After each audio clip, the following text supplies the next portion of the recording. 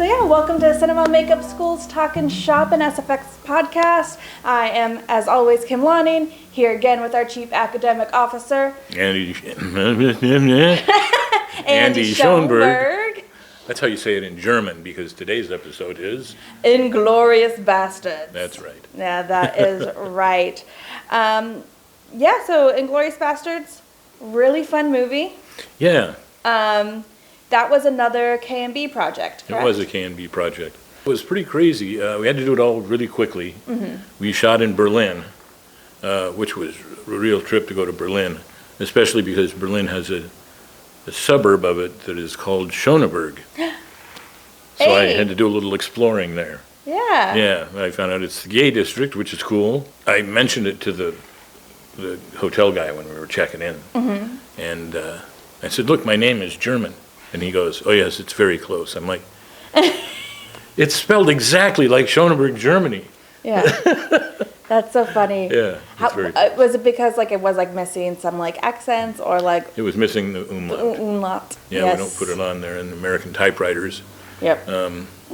Yeah, there's a whole story behind when my family moved here and they dropped an E and it just the whole thing. Well, that's like my last name, Lonning. Yeah. It's Norwegian, but it's Vloining in Norwegian, but No. it has an umlaut and it has a Y in it. Oh, nice. But when they came here, they took out the Y. They're like, that's too weird. We'll make it a little bit more Americanized. Americanized that name. But yeah, Inglourious Basterds, how many months did you have to build at K&B before headed to Berlin? It wasn't that long. I want to say it was maybe 1 month. Oh, wow. Yeah.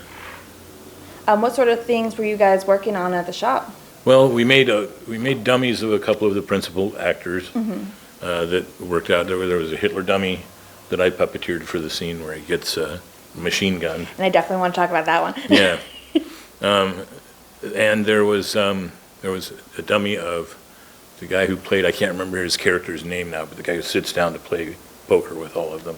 He was really cool to do a dummy of. How would you guys go through the process of making the dummy? We made an impression of the actor's head. We resculpted it and poured it up in clay and resculpted it to sharpen the expression up a little bit, and then molded that, cast it in silicone, fit teeth into it and eyes. And how heavy? Because you guys fill it with foam. How heavy do those bodies get? They have a metal armature in them, and they're filled with foam under a skin of slipcast latex, and they're probably about 40 pounds, maybe. All right, heavy but not too bad. Yeah, liftable. Yeah. Yeah, a little floppy. How do you guys go about transporting all of that to another country once you're done with the build? Well, we put all the dummies in body bags and then stack them into crates and ship them. Nice. So it's put into a box that you can't lift by hand, so they're handled a little more carefully if you have to get a forklift underneath it. Yeah, and we outfitted the trailer, and we had on our first day there, we decided that some of the items, because we had a German contingent to the crew as well as American, and we thought some of the stuff should be labeled in German. Yeah. So that the Germans felt at home. So we decided to label pantyhose was Strumpfhosen, and you got to go with that because it's just a great word. Yeah. We had snacks, which Germans don't really have a word for. We wanted to call it junk food because that's what it was, and we wanted to name it that on the label, and they said, we don't really have a term for junk food. We went, oh, so we called it Scheisseessen. Which translates shit to food. Ah. Nice. And they loved that. How was, filming in Berlin and Germany? Well, the first stuff we shot were the scenes where Brad Pitt's character is down in the ravine and Eli is off in the hole in the tunnel. One of my there. favorite scenes, I'm not going to lie. Yeah. And Brad is saying, I expect everyone in my command to give me 100 Nazi scalps. Yeah. And I want my scalps. So it was that scene, and it was a bunch of soldiers laying around with their heads scalped. And we sort of went back old school for that. We were in the trailer the morning that we're doing all these makeups. And Greg says, okay, how are we going to do these? All right. Yeah. I'm Nice. like, you don't have a plan? Okay. Like, we'll figure So- it out. So we hearkened back to this Richard Corson's stage makeup book.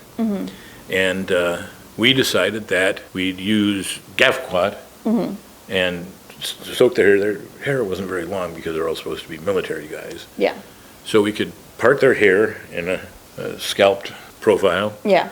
and comb it all flat with the Gafquat in it, dry it.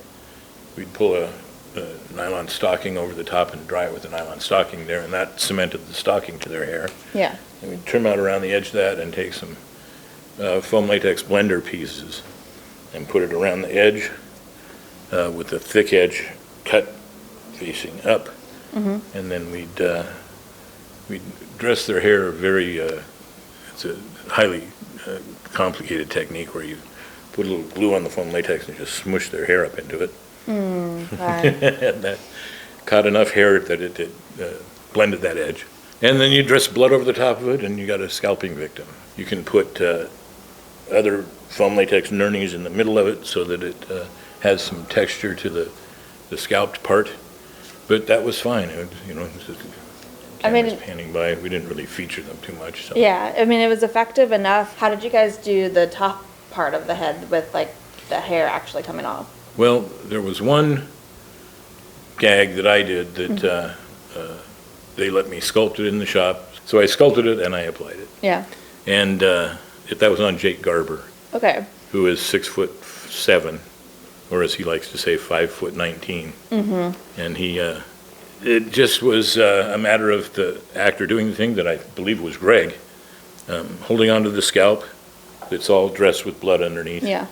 And he'd take the knife and hide the cut edge of the scalp and start doing this and pull back on the scalp and sort of the knife follows it up. And it's magic. It's movie magic. Yeah, there's a lot of blood and gunshots and everything. Did you guys, I know before we've talked about doing all like air gags for blood, for gunshots, like on The Right. Walking Dead. Is that something that you guys did again, or did you have like an explosives expert? Yeah, there was an explosives guy in the special effects crew. Nice. So effects rigged all the squibs and detonated all of them, and we just had to do the cosmetic work.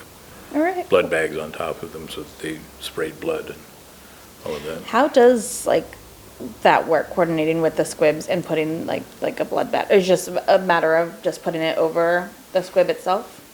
Yeah, you've got to tighten up the bag a little bit. So you put the bag over the squib, tape down one end, kind of stretch it out a little bit so it's got a nice tight seal to it, and then you tape down the other end.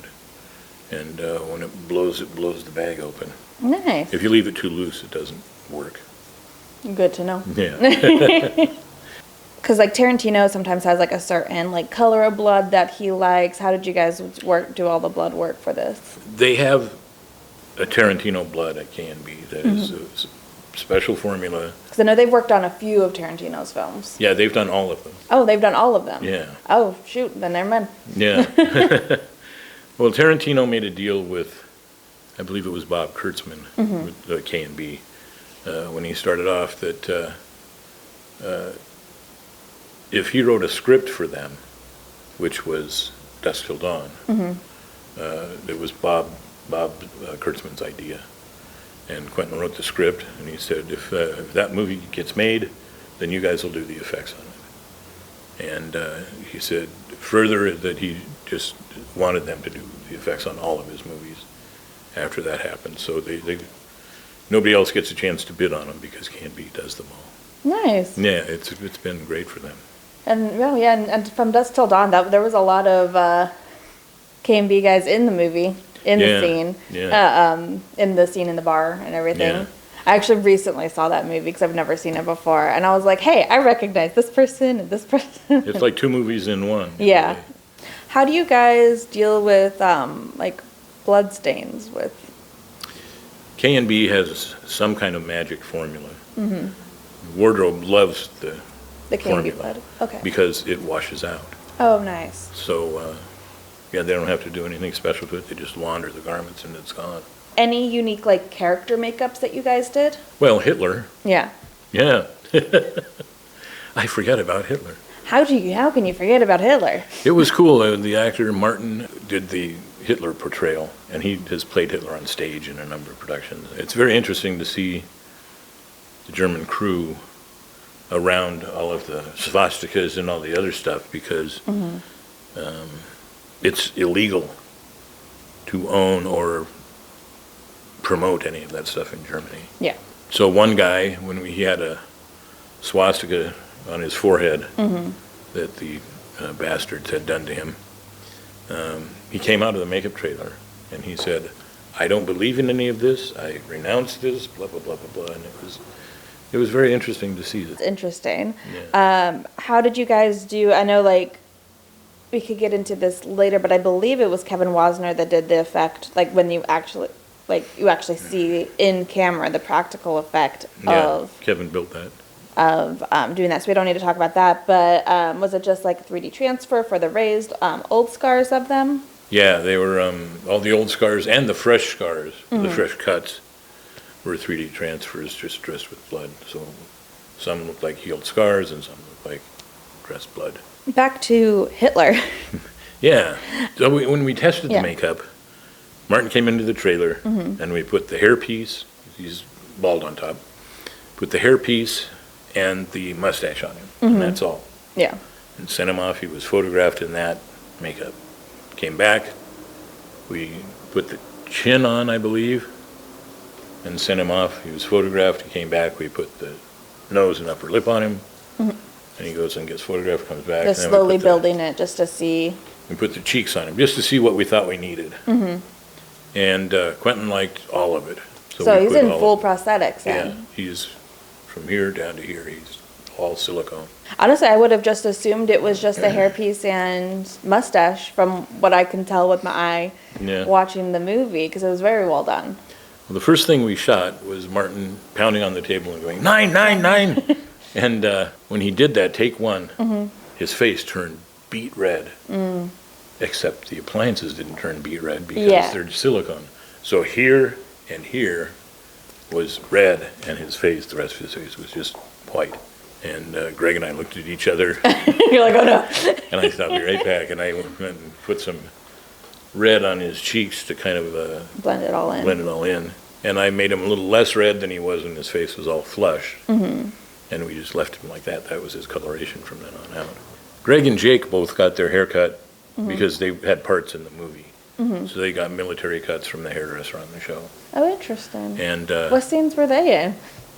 Greg is in the scene where I think it's the movie star soldier. I can't remember his name now. I want to say Stifler, but that's a whole different movie. But he shoves his fist down the lieutenant's mouth and kills him in his sleep. Oh, nice. Oh, Yeah. nice. There's Cool. that shot. That's Greg.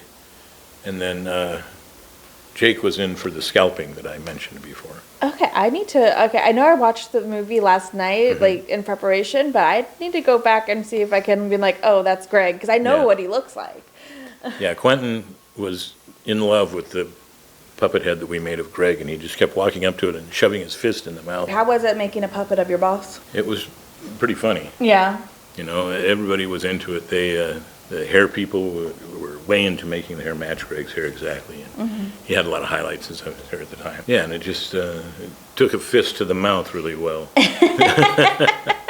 Our production supervisor, the executive producer, his office had been Joseph Goebbels' office during World War II. Okay. So all the propaganda films that the Nazis turned out were shot at the studio we were filming the movie at, Oh, wow. which was really trippy. Yeah. So when our Hitler actor stepped out of the trailer in his full Hitler look for the first time, he was wearing a trench coat and smoking a cigarette, and I said to Jake, "This is not the first time the studio has seen this." Oh, my goodness. Yeah, it was really wild. And when we killed him, Yeah. spoiler alert, if you haven't seen the movie, I mean, it came out in 2009. You'd hope Yeah. you'd seen it. you've had a lot of years to check it out. They were talking about doing it, and I thought, somebody's got to get in there and shake this body when it's being machine gunned. Yeah.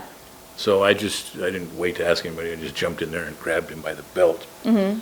And Rick's like, "Oh, good idea." And when the machine gunned him, I'm responsible for all of his erratic little movement. shakies. Yeah, a little shaky. Nice. So there.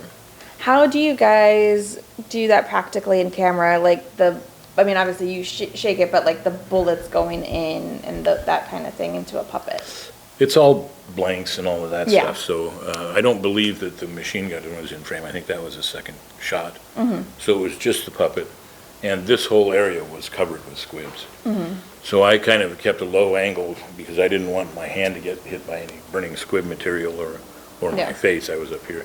They gave me some safety glasses and all of that, and I just started shaking when the machine gunning started, and I think we did one take. Oh, nice. And then all the squibs are just going off and stuff. Nice. Any other effects that you guys did that you're particularly proud of or that you just found interesting? I did a squib hit on Diane Kruger's leg for the shot under the table where she gets shot in the leg. Yeah. And so that was fun to do. I got to know Diane a little bit, and she's now married to Norman Reedus. So I got to know both of them. Any other fun stories you have from exploring Germany during the time of filming? Yeah. Many that you can't say? Well, I mean, the things that we found out were our hotel was a half a block away from where the Berlin Wall had stood when it was there, and you could still see the foundations and footings for it in the plaza by the hotel. So I walked that quite a bit. I went by Checkpoint Charlie, which was the gate in and out of East Berlin. And we went to a number of clubs in East Berlin because people told us the clubs in East Berlin were a little cooler than the East. Looked like it hadn't been touched since 1945. Oh, wow.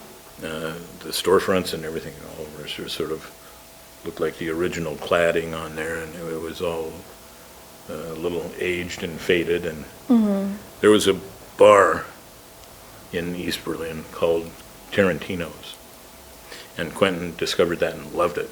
Oh my gosh, how fun. We went there just to check it out one night, and then suddenly we were there a lot. Is it just happens to be his name, or is it themed, or? It's themed. Oh, cool. Yeah, they had drinks For each of the films. Yeah, all that kind of stuff. So of course we had to try them all. Yeah, I was like, what was your favorite drink? The hard-hitting questions. Yeah. I can't remember what it was called, but it was a gin drink because I like gin. But yeah, it was a cool place. Quentin would go in and sit at the bar. And obviously, KMB does all of his films. How many have you personally worked on? Death Proof, Inglourious Basterds, Django. Might have done something on Hateful Eight, so 4. I know someone here wants us to talk about Death Proof. But I know that there's stories there that we cannot say in public. Are there? Yeah, we can't tell that. We can't tell that story, but it's a good story. It is. It was a crazy story. Did you guys have like a wrap party and stuff for this, like here in the States or in Germany? I know I went over to Eli Roth's house for a party. I think that was Inglourious Basterds. Like it makes sense. Yeah, and he had a great house with a pool. It's such a fun movie. Yeah, when they machine gunned Hitler, I'm like, that's not the way it went. And Quentin said, when I asked him about it, he said, no, it's the script is, the whole tagline for the thing is once upon a time, ... That sets up a fairy. I mean, I am a big fan of like alternative history stories. I think they're fun little like twists, and like we all know what happened. Yeah. But yeah, I personally, like, again, I told you I saw this movie maybe 5 times in theaters, and then got the movie when it came out on DVD and everything. Because I just thought this was so much fun, and I love the ending scene with the fire and the machine gun. The way I read the script for the movie was Quentin had a handwritten script. All of his scripts start off as a handwritten script. So Greg hands me this stack of papers, and he says, this is the script for the next movie we're going to be doing, you should read it. And it's all cursive handwriting, and I'm like, Really? good God. Interesting. Yeah. But he said that's how Quentin does it. That's his process. He starts off with a handwritten script every time. And the ending, Oh, yeah. which Kevin did, Kevin Wasner, Yes. who is the mad genius of makeup effects. He's great. And I found that out on House of Wax. Yeah. I had this deal with Howard when I went to Australia. I said, I only want people assisting me there, because it's a long way from home, people I know and that I've worked with before. So he just sort of went off radar for a minute and came back and said, okay, I'm sending Kevin Wasner, who I had never heard of, never met. And I said, Howard, we had an agreement. And Kevin gets there and I'm like, I don't even know what this guy can do. And Yeah. so I gave him an easy job that I thought would take him half a day, and he finished it in 10 minutes. And oh, okay. You're like, okay, this This kid's guy's got for some, real. yeah. Yeah. And he proceeded to do a lot of the blood gags on the film because Kevin's excellent with them. Yeah, he taught a blood workshop here a few Yeah. years ago. Yeah. So he was like the secret weapon for a long time. Just nobody else in the shop had discovered him. Yeah. So he was doing all this shit work. Because he did the in-camera shot of the Nazi symbol on the swastika on the forehead. Yeah, that was a blood bag on top of a, what do I want to call that, a diffusion layer, and a gelatin forehead on top of that. It was done using the actual knife Yeah. that they had brandished and shown so much on camera. It wasn't a special safety knife or anything. It was the actual knife, because it had to cut the gelatin. Yeah. So it had to be as sharp as a dental spatula or something like that. Yeah. Not honed. But yeah, they used the real blade, and they were able to start cutting anywhere, and the appliance would bleed because of the diffusion layer that put blood underneath the whole surface. Interesting. Yeah. Because I think, so again, he kind of talked about it a little bit in the chair, and I want to say he mentioned that it was like a sponge as like the diffusion layer or something. Yeah, that, it's like that. It's, Yeah. It was something that was able to like hold a little bit of blood itself, so anywhere you went, Yeah. there was blood coming out. Yeah, because it's on the forehead. It's very thin. Yeah. So wow, that just takes a lot of engineering. Yeah, it was engineering, you know, there was a vacuform piece under there to protect the actor, Yeah. his skin, and the diffusion, and that was full of blood, and then the plastic to keep the blood from turning the gelatin appliance red, because that wouldn't do. Yeah. And then the gelatin appliance, and it was painted, and That is so cool. yeah, and that Jake Garber applied that, and that's a skill in itself, to put a makeup on that's going to be seen that closely, and get all the blends just perfect.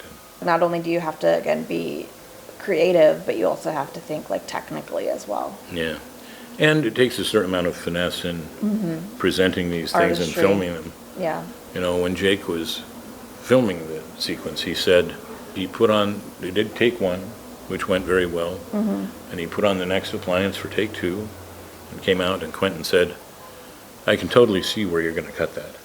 And Jake said, I don't think so. It's all made to cut anywhere. And he said, I can see where you're going to cut it. You got to put it on a different one. And Quentin's that guy that you don't argue with about that stuff. You just Yeah. do it. Yeah. So Jake said, take two never happened. And he put on for take three, and it went well, and Quentin liked that, so they went on to something else. But he said, you know, just, if Quentin tells you it's not right, it's not right. Yeah. Then you just do what he wants you to do. Makes sense. Yeah. I know every director has their own like unique style, how they approach certain topics, especially, you know, and Quentin's done a lot of effects Yeah, Quentin driven he's films. he's not a dummy. Yeah. He's a sharp guy. And he likes his set to run a certain way. You know, he's got this thing that he does where if you're doing a difficult shot, he'll say, "We're gonna shoot it again, and why is that?" And the whole crew responds, "Because we love making movies." Oh, wow. Yeah. Interesting. But that was the show, Yeah. Inglourious Basterds was the show that he introduced Big Jerry on. Who's Big Jerry? Well, I'll tell you. Yeah. I'll tell you about Little Jerry first. Okay. Little Jerry is the camera assistant who was on all of Quentin's movies. And she's called Little Jerry because her name is Jerry and she's short. Makes sense. Yeah. And so you can always see Little Jerry hustling from set to the camera truck to get reloads and all of that stuff. When we were shooting in the scalping area, the very beginning of all of our production, Quentin came down and he's got his hand behind his back and he goes, "You all know Little Jerry. And you know how much of a hard worker she is." He said, "On my sets, no one sleeps. Some people on other movie sets are allowed to sleep in their chair if they're on set, or whether they're allowed to or not, they fall asleep in the chairs. That's not allowed on my set." He said, "If you fall asleep in your chair, you will get your picture taken with Big Jerry." And Big Jerry, and at this point he pulls Big Jerry out from behind his back. Big Jerry is a purple dildo about this long and about as big around as your arm. And he says, "We'll put Big Jerry in your face and take a picture of you sleeping on the job. And it'll go on the bulletin board over at the entrance to set so that everyone sees that you were sleeping on set." Oh, with Big Jerry. With Big Jerry in your Oh face. my goodness, that's hilarious. So the first person who fell asleep on set was Brad. But, all right. And it may have been rigged that way so Yeah. that it wasn't, the craft service person or something. Yeah. And somebody caught Quentin asleep in a truck. And they wanted to take his picture. And he said, "It's not on set. This truck isn't on set." That's funny. Yeah. But I almost fell asleep on set. Yeah. When we were shooting the stuff at the veterinary clinic, it was an indoor set, so it was warm, which a lot of the stuff wasn't because we were shooting in winter there. It was blisteringly cold. Yeah. It was quiet, and I wasn't doing much. So the hairdresser said, "Sit in my chair," and his chair was just buttery and comfortable, and I was just laying there just like this. And at one point I became aware that people were sort of looking at me, waiting for me to fall asleep. Yeah. And I got up and I started moving around right away. You're like, I'm not about to get my picture with Big Jerry. Yeah, if I'm walking, you can't make me fall asleep. So, That's, have a seat, Andy. No thanks. you're like, I'm good. I'm good. I'm sure. Did you have like a number of like night shoots with this project as well? Yeah, it was mostly nights, I think. Yeah. Yeah. 'Cause that's hard to stay awake sometimes on a night shoot. The other thing that was great is, and this is probably where my family gets a lot of its traditions from, Christmas is a big deal in Germany. Oh yeah, with the Christmas markets and everything. And every street corner has a Christmas market, or the corner nearest our hotel had an area there. They sold all kinds of nibbly things, and they had a big ice slide and all kinds of other stuff. So it was, All their ciders and everything yeah, too. it was a lot of fun. Yeah. A lot of fun. There was a big department store or mall kind of a situation down the street from us. This multi-tiered department store. And on the 6th floor, I think it was, they had a big cheese tasting area. And you could get cheese and bread and all this other stuff. It's the first place I had raclette. And they melted it all, and they melted the surface of it, and then scraped all that off and put it on a plate with potatoes, boiled potatoes. Oh my God, that So sounds so good. good. That's where I found this cheese that I think I introduced you to called Brillat Savarin. Yes, yes. That is my favorite cheese in the world. So good. That's good stuff. So yeah, I paid attention to the cheese, especially over there. Oh my gosh, Yeah. that is, because this was before Walking Dead, before you got into your cheese making. It's right after, no, it is before I started making cheese. Yeah. It's we did Walking Dead and wrapped, and then went to Germany and did Inglourious Basterds. Oh my gosh, how And fun. then Walking Dead blew up, and I was Walking Dead all the time after that. Yeah. Yeah. Well, there we go. There we go. Thank you again for joining me talking about Inglourious Basterds. I saw a T-shirt today that might suggest another one that we talk about, and that would be Jumanji. Yes. Yes. Actually, I think that was on the poll that I put on, but AVP and Walking Dead were the two front leaders of the poll. I know one movie I do want to talk about. I don't think it's a good movie. I've never seen this movie, but I wanted to use it as an excuse. I know I've heard nothing but poor things about it. But a movie I worked on? Mortal Kombat. Oh man, I've got Mortal Kombat stories. Yeah, that's what I'm saying. I'm sure it's like war stories with Mortal Kombat. They're all war stories with Mortal Kombat. Yes. So that's where one of them, because also there's a new Mortal Kombat movie coming out. That's true. So it might be relevant. Okay. Again, maybe, I don't know, but that's just me being selfish. Sure. I know people who hate the movie but love the character that we did for the movie at ADI. Mm-hmm. And people who mysteriously love the movie. I mean, sometimes you gotta love a bad movie. Yeah. All right, but thank you for joining us.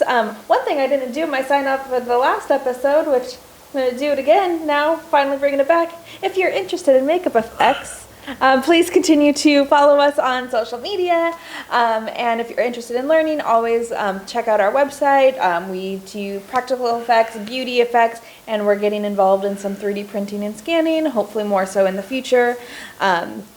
But yeah, thank you again for joining. We're here every Monday with new episodes. So bye. And I guess last thing, if you have any suggestions of movies or TV shows, look up Andy's IMDb and see what you want us to talk about.